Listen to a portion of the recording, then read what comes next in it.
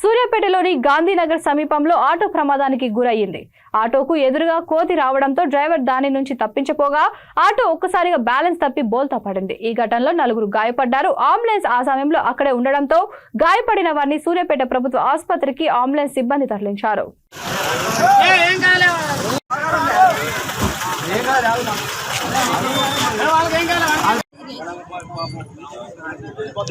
సూర్యాపేట వచ్చి పోతురా అమ్మ మీరు?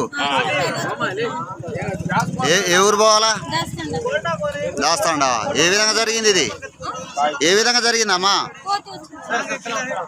కోతి వచ్చిన అది కోతి అడ్డం వచ్చి ఆటో బోల్తా పడ్డది. 3 మనుషులకు దెబ్బలు తగిలినాయి బాచి.